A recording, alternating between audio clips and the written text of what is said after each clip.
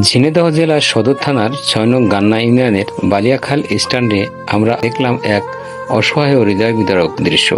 সকাল থেকেই কৃষকরা সারিবদ্ধ দাঁড়িয়ে আছেন সারের ডিলারের দোকানের সামনে। কারোর হাতে বস্তা, কারোর হাতে টাকা, চোখে শুধু একটাই অপেক্ষা, কখন মিলবে ইউরিয়া সার।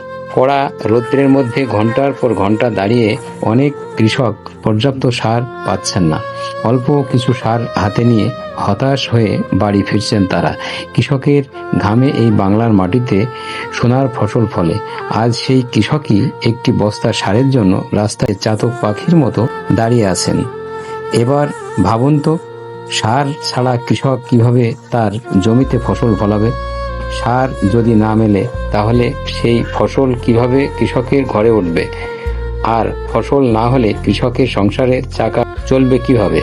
কৃষক শুধু নিজের জন্য ফসল ফলান না, তার ঘামেই আমাদের ঘরে আসে ভাত, তার পরিশ্রমেই আমাদের খাবারের যোগান হয়। অথচ আজ সেই কৃষকই সারের জন্য ঘন্টার পর ঘন্টা দাঁড়িয়ে অসহায়ের মতো ফিরে যাচ্ছেন। এই দৃশ্য শুধু একজন কৃষকের কষ্ট নয়, এটা আমাদের কৃষি, আমাদের খাদ্য নিরাপত্তা এবং আমাদের গ্রামের মানুষের কষ্টের প্রতিচ্ছবি। তাই সংশ্লিষ্ট কর্তৃপক্ষের কাছে আমাদের বিনীত অনুরোধ, কৃষকের এই দুর্ভোগের দিকে একটু নজর দিন, যেন একজন কৃষক তার ন্যায্য সারটুকু সময় মতো পেয়ে জমিতে ফসল ফলাতে পারেন। কারণ কৃষক বাঁচলে কৃষি বাঁচবে, কৃষি বাঁচলে বাঁচবে আমাদের বাংলাদেশ।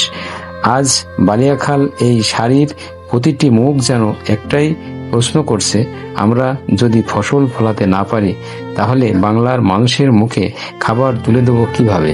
ভাবুন তো, এই কৃষকের দিকে তাকালে কি কষ্ট হয় না? এই ভিডিওটি ভালো লাগলে অবশ্যই শেয়ার দিতে ভুলবেন না। আমরা অবশ্যই সংশ্লিষ্ট কর্তৃপক্ষের কাছে দাবি করছি যে কৃষকের দিকে সুদৃষ্টি দেওয়ার। ভালো থাকবেন সবাই। আসসালামু আলাইকুম।